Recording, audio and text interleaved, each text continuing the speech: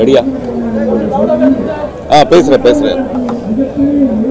ரொம்ப சத்தமா பேச முடியாத ஒரு மனநிலை, மனசு உடைஞ்சிருந்தாலும் அது சத்தமா பேசிதான் ஆகணும். இது ஒரு ரியல் ஹீரோவோட மரணம்.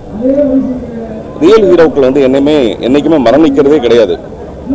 அந்த ரியல் ஹீரோக்கள் தாங்கள் செஞ்ச பணிகள் மூலமாக நம்மளுடைய இதயங்களுக்குள்ள நம்ம அவங்கள இன்னைக்கு அடக்கம் செய்ய போறோம்.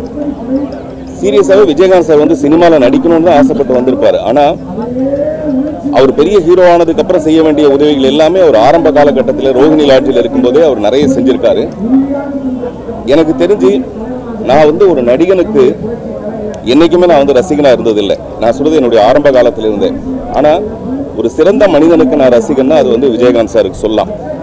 அந்த மாதிரி தன்னுடைய வாழ்க்கையை பூரா ஒரு மனிதநேயத்தோடவும், அதே நேரத்தில் ஒரு அலெக்சாண்டருக்கு இருக்கிற உலகத்தில் இருக்கிற மாவீரங்கள் இருக்கிற அவ்வளவு தைரியமும் விஜயகாந்த் சார்கிட்ட இருந்தது.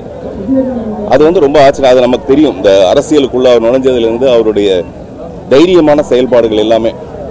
அவர் ஆரோக்கியமா இருந்திருந்தாருன்னா, ரஜினி சார் கூட சொன்னாரு, ஆரோக்கியமா இருந்திருந்தாருன்னா அரசியலில் மிகப்பெரிய ஒரு மாற்றத்தை ஏற்படுத்தியிருப்பாருன்னு. அவ்வளவுக்கும் காரணம் அவருடைய மனசுல நம்ம ஏற்படுத்தின பாதிப்பு. குறிப்பா மீடியாக்களுக்கு நான் கேட்கிற ஒரு விஷயம் என்னன்னா, இதே விஜயகாந்த் சாரை சில யூடியூபுகள் பல முறை நம்ம அவருடைய இந்த மரண செய்தியை நம்ம போட்டிருக்கோம். ஏன் என்னை பத்தி கூட நிறைய தடவை போட்டாச்சு. தயவு செய்து அது கொஞ்சம் மனிதாபிமானத்தோடு அணுக வேண்டிய ஒரு விஷயம். நீங்க ஒருத்தருக்கு ஒருத்தர் சொன்னீங்கன்னா நிச்சயமா இது உங்களுக்குள்ள சரி பண்ணிக்க வேண்டிய ஒரு விஷயமா இருக்கு. அது இந்த நேரத்தில் நான் ரொம்ப மன வருத்தத்தோட நான் சொல்லிக்கிறேன். அதே மாதிரி விஜயகாந்த் சாருடைய பேச்சு எல்லாமே அவருக்கு ஒரு பெரிய மன பிரச்சனையை அவருக்கு ஏற்படுத்துச்சு. அதுதான் உடல்நலம் அவருக்கு கெட்டதுக்கான ஒரு காரணம். அதனால இந்த மீடியாக்கள் மூலமா டெஃபினட்டா அவங்களுக்கு எந்த கலைஞனா இருந்தாலும் அவங்களுக்கு நல்லது மட்டுமே செய்யணுங்கிற ஒரு இது அட்வைஸ் கிடையாது. இது ஒரு சின்ன எதிர்பார்ப்பு.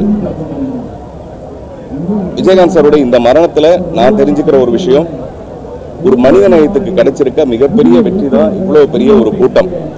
இந்த கூட்டத்தை காசு கொடுத்துலாம் சேர்க்கவே முடியாது. இப்ப நான் விஜயகாந்த் சாருடைய ஒய்ஃப் அவங்க என்ன பார்த்ததுக்கு அப்புறம் சொன்னாங்க, ஒரு தாயா இருந்து பார்த்துக்கிட்டேன்னு சொன்னீங்களே அப்படின்னு அழுதாங்க. நானும் அழுதேன்.